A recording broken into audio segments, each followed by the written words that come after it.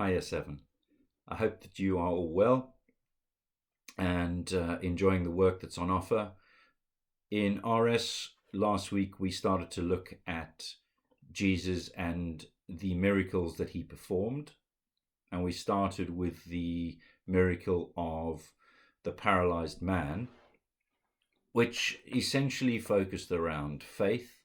And the next one that we're going to look at today, which is the calming of the storm, has a similar principle to it of faith.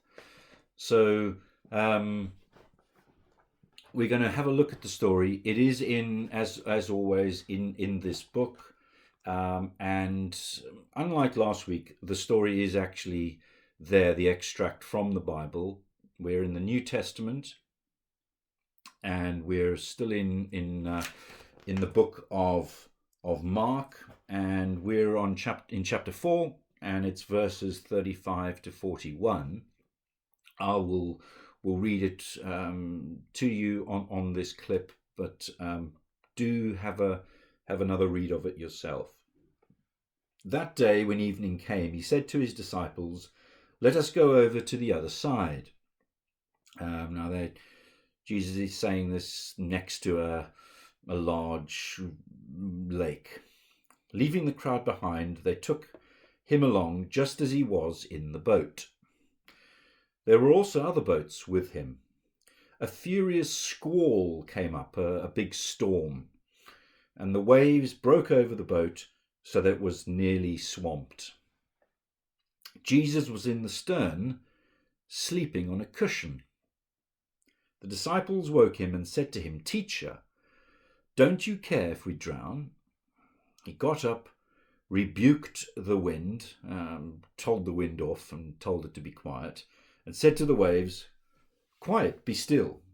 Then the wind died down and it was completely calm.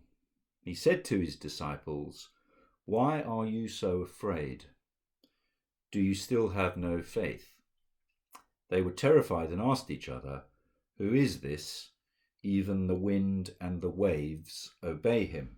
So you can see the message of faith, believing in something when you perhaps don't have all the facts or all the information. Certainly faith is something that comes up a lot in Jesus' teaching, because of course he is trying to prepare people for his departure when he leaves and he won't be around, and he knows that people will need to have faith to still believe in him. So what I'd like you to do is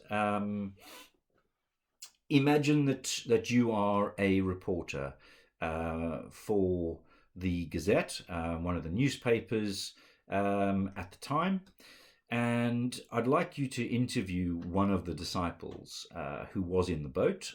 So the situation has taken place, and afterwards, disciples getting off the boat, perhaps very emotional and confused. You're there with your notebook and ask them some questions, find out what actually happened, find out how they're feeling, and then write an article for the Gazette. Come up with an interesting, catchy heading, and then if you've got some time and would like to, by all means, put a picture on there as well, but no real need for that. Just a catchy heading, and then an article for the newspaper, having interviewed one of the disciples who was in the boat with Jesus. So if you could do that, I know that many of you don't have books. That's fine. I know there was some confusion last week, so just doing it on the computer is absolutely fine, or just writing on a piece of paper. If you have got your books, great, you can do them in that, but please don't worry about that either way. And then on page 35, there is, as you're starting to see now, a bit more detailed description to be able to help you to understand this specific miracle. So do have a read through that as well. And then if you have time, just considering what you think this tells us about Jesus and who he was. So I look forward to seeing that. Have another read through of the story. Read page 35, and then get reporting. And I look forward to seeing your work.